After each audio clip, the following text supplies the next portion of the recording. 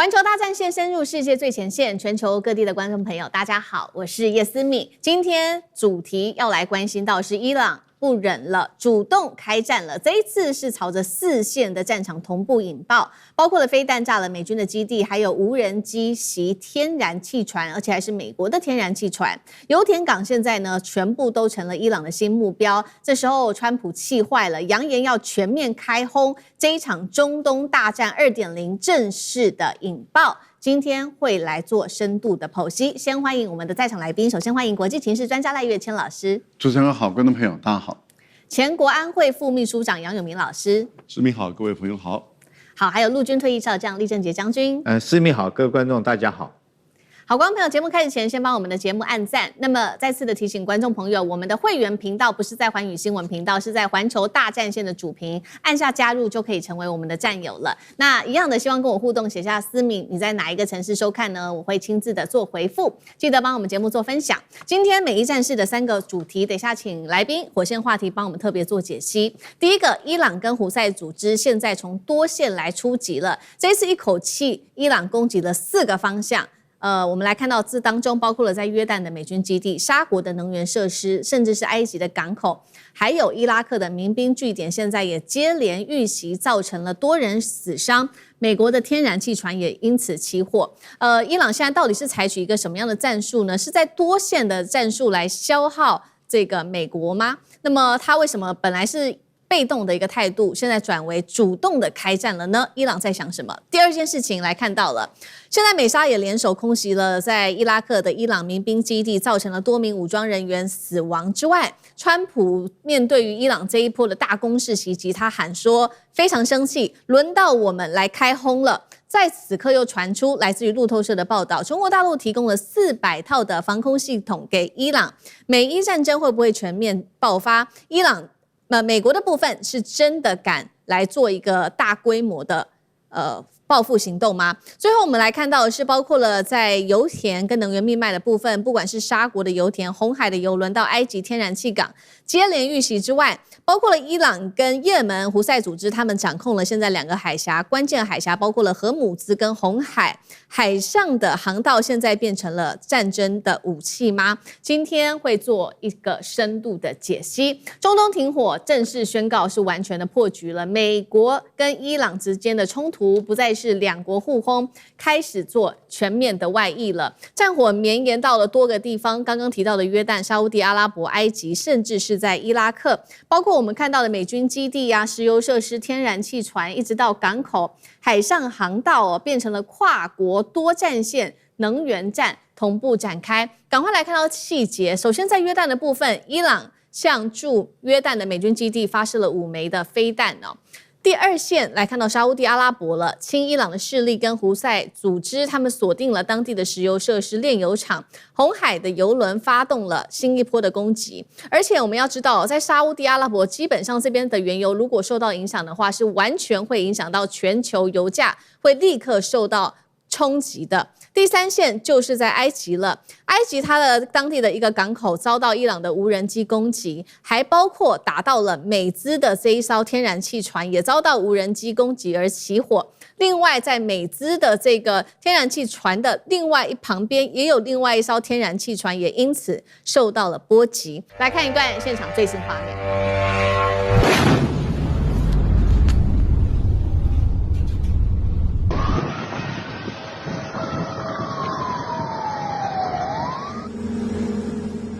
看到了這些攻勢，美國氣壞了，聯手沙烏地阿拉伯來一起反擊，空襲了伊拉克境內親伊朗的民兵的基地、武器庫、指揮中心跟後勤等等，造成了伊朗的這些武裝人員死傷哦。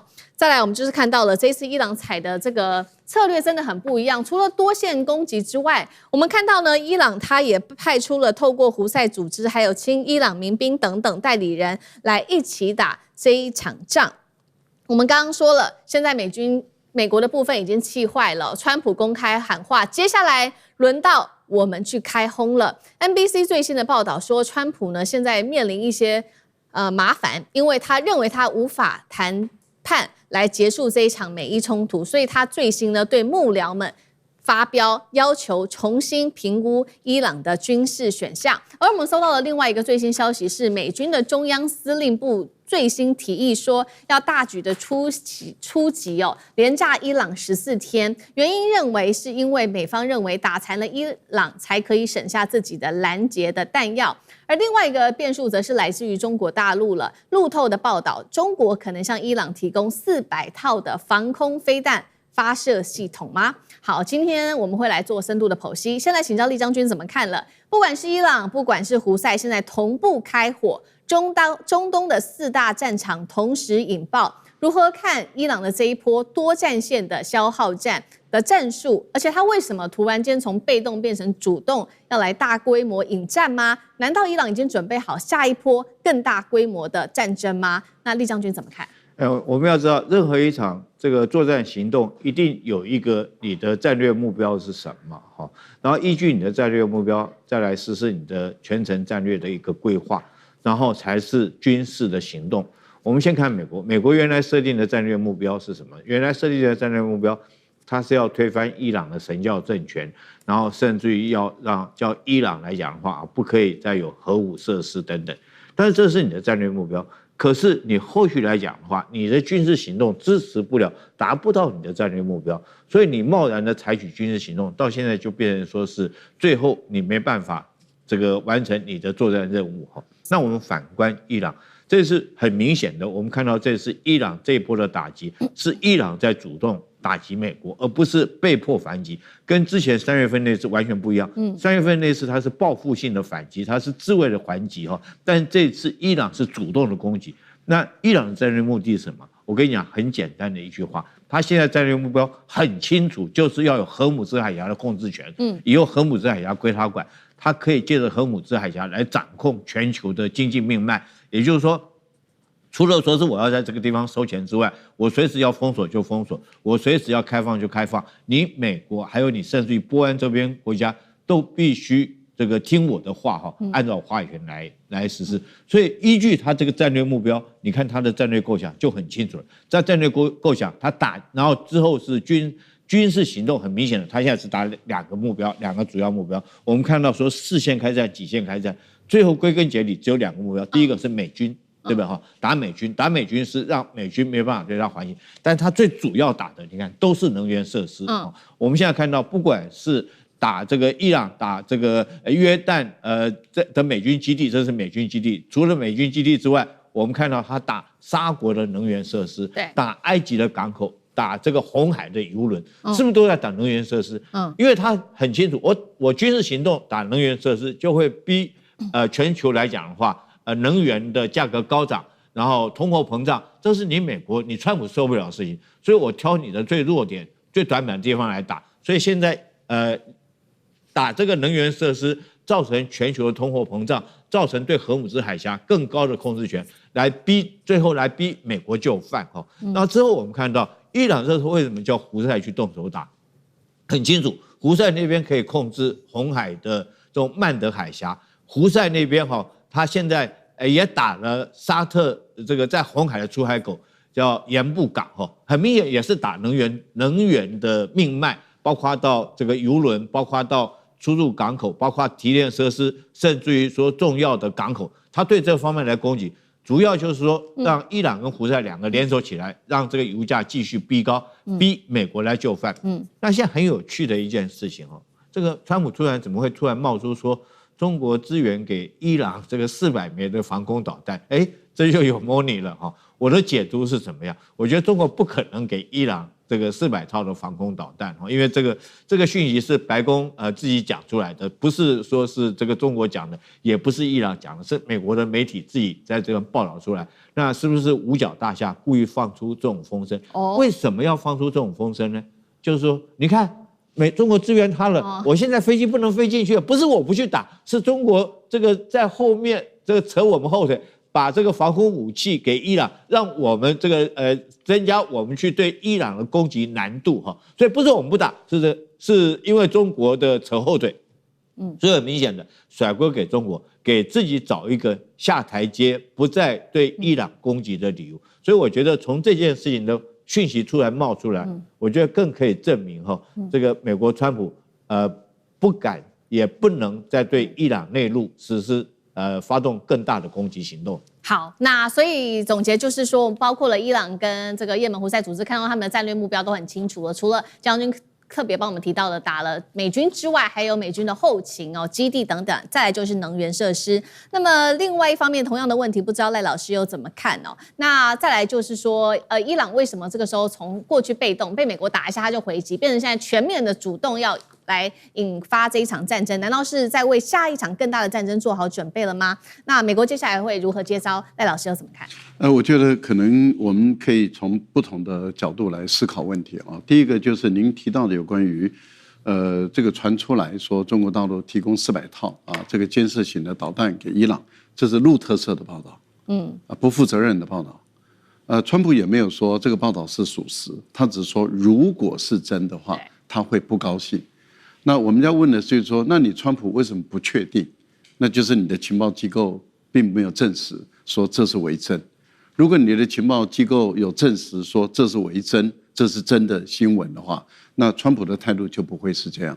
那很明顯的就是他的情報機構就說這沒辦法證明啊，這是路透社的報道。而中國大陸的慣例是不會介入任何一場戰爭，只要是交戰的時候他是不介入的。那如果說這個武器確實假設伊朗有，假設如果有，那絕對不會是從中國這邊來獲得的啊。要不就是在戰前中早就獲得了啊。戰前中你在2月28號之前開戰，誰知道你會開戰？那伊朗已經擁有這個武器，或是已經跟中國大陸購買這個武器。中國大陸是在2月28號以前如約的生產，然後運送。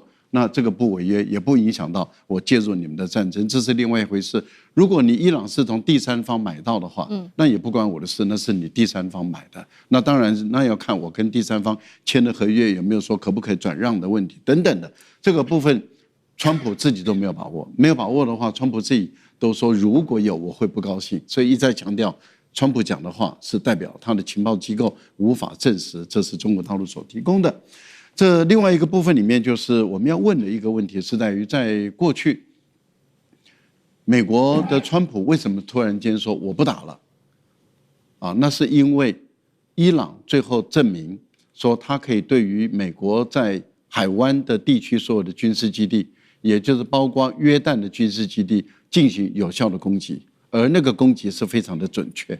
也就是不管用無人機跟快速的導彈搭配攻擊的時候，對美國在約旦的基地造成重大的傷害，這都是事實。後來川普就斷了以後傳出來說他的炮彈不夠，他的防空導彈不夠等等的。可是大家在問的問題是在於說，那為什麼突然間伊朗又打了？就在內塔尼亞胡訪問白宮的時候，可是伊朗之前的戰略是你打我就打，你停我就停，你要談我們再看。我想他的策略是這樣，在強調你打我打，你停我停，要談我們再看，因為我對你不信任了，那所以要由第三方來去做穿梭。好，這是伊朗的戰略。可是為什麼在內塔尼亞胡去白宮訪問的當天打了？可是那天打的很有學問，當天打的是沒有一枚打中，全部都被攔截成功了。那為什麼會被攔截成功？而前一波幾乎是美國無招架之能力。那這個就是代表說，我前一波我伊朗證明我的實力是我可以讓你攔截不下來，可是我第二波我打出來的卻讓你都攔截下來，而我伊朗沒有公布說我用什麼最先進的導彈來打，然後讓你全攔下來，這難道不是一種警告性嗎？這種警告性，也就是說，你川普如果你只要沒有反擊的話，那就是代表你想談，你談是有誠意的。或者你真的想談，所以你把這股氣忍下來了。但是問題就在於，當你又對我實施轟炸的時候，也就是對於伊朗的南部的軍事基地進行轟炸的時候，那伊朗就告訴你說，我上次是警告的，現在不是警告的了。所以它可以對於美國的所有的能源設施進行精準的打擊，甚至連在埃及的港口的停靠的美國的天然氣船都可以打到。那就代表說我可以這麼精準的打。那現在的問題又回到這個川普這邊來了，就是你要談還是要打？要打就奉陪，要談可以。那換言之，也就是說，伊朗的戰略其實很明白了，就是以戰來促談，不是促和，也不是以戰逼降，因為美國要以戰逼降伊朗可能性不大了，所以等於是以戰來促談，這個才是唯一有可能的事情。那換言之，也就是說，會打到什麼程度？打到雙方精疲力盡，都夠累了，說好吧，那就再來談吧。但是問題就在於，這個談也毫無信用可言，也毫無信任可言，那怎麼談下去？所以這場歹戲就不斷的拖棚拖下去而已。好，所以我們看到這一回這個伊朗是以戰來促談。那另外一方面，剛剛將軍也幫我們講到了嘛，現在伊朗他最在意的就是要掌控的荷姆茲海峽。現在不只是荷姆茲海峽，我們也關心到說兩個海峽現在是雙線出擊的。我們來看到最新。先前我們不是說了嗎？這個伊朗跟阿曼去談說，接下來兩個國家是不是一起來怎麼樣共同治理荷姆茲海峽？那最新消息是呢，阿曼提出了一個方案，他說希望由區域國家共管這裡，並由商船自願性的來付通行費。但是呢，最新消息已經遭到伊朗給拒絕了。他堅持說，接下來呢，所有的商船你要走這裡可以，但是要依照伊朗它的規定，並且主張他會在這邊來收船舶的收費用哦。那也門胡塞組織也同樣的，學習了伊朗嗎？現在也計劃要向通過紅海的商船來徵收通行費。好，包括了我們看到伊朗這一波主要是打這些能源設施，再加上雙海峽現在都被控制住了，是不是已經變成一個新的戰略武器？那楊老師怎麼看？其實現在就是情勢逆轉，伊朗在對美國採取極限施壓。以前是川普對伊朗極限施壓，我打你，然後呢，你要到談判桌上來，接受川普的要求、川普的條件。但是伊朗說，戰爭是我贏的，為什麼我要接受你的條件呢？當然，這個戰爭對伊朗的受創非常嚴重，可是他撐下來了，而且他對美國的還擊也從海灣地區的美軍基地，到後來擴大到約旦，然後你現在看到針對就是敘利亞，還甚至呢擴大到紅海，然後呢荷姆茲海峽，就基本上這整個區域它打得準，而且呢它反應快。那現在它更擴大跟它的這些等於是青年胡塞組織一起，還有呢在伊朗的在伊拉克的親伊朗民兵。那這個時候，你看到沙烏地阿拉伯的出手，伊朗馬上也就回敬攻打沙烏地阿拉伯相關的設施，因此現在也變成是整個倒過來，是伊朗的逆轉，要求美國接受伊朗的條件，伊朗在對川普極限施壓，要不然你就來全面戰爭呢，要不然你就派地面部隊來啊，所以你就看到在最新的發展是，我看到半島電台的報道，美國。這個中央司令總部又對那個在荷姆茲海峽最大的那個島叫格什姆島進行新一波的轟炸。那格什姆島真的蠻大的，對，面積大概有1500平方公里，大概有台北市的5到6倍這麼大。但是人口不多，那也造成了些許傷亡。可是這最新一波，馬上伊朗就還擊去打敘利亞，而且打得精準了。所以這就是現在情勢倒過來。因為伊朗認為你美國人說話不算話，你川普自己本身把你過去承諾都吞下去，然後呢，你不願意真的去接受伊朗所提出來的一些談判的要求，所以呢，他就現在倒過來對川普極限施壓。我覺得美國最後一定要去接受，怎麼樣去跟伊朗思考在荷姆茲海峽的共管機制上面，這個可能是對美國。既能保存一點顏面，但也許能夠下車的一個方案。但這個共管怎麼做？是直接美國、伊朗，還是說透過區域的？所以你看到阿曼這次提案是一個嘗試，但我覺得後續他們還會有別的提案。好，謝謝楊老師。那我們休息一下，馬上回來。觀眾朋友們，我們要開會員頻道啦！因應呢美中、中東還有印太的亂局，你看到的是新聞，我們看到的是背後誰在操控這個世界。加入會員可以取得獨家視角的通行證，你將優先取得更深的觀點判讀，包括了核心真相分析、歷史脈絡拆解、局勢推演邏輯。同時解鎖會員勳章、優先互動權、問題解析、幕後花絮，支持我們制作高品質的影片。點擊下方的加入鍵，一起成為戰友吧！我們會員頻道見。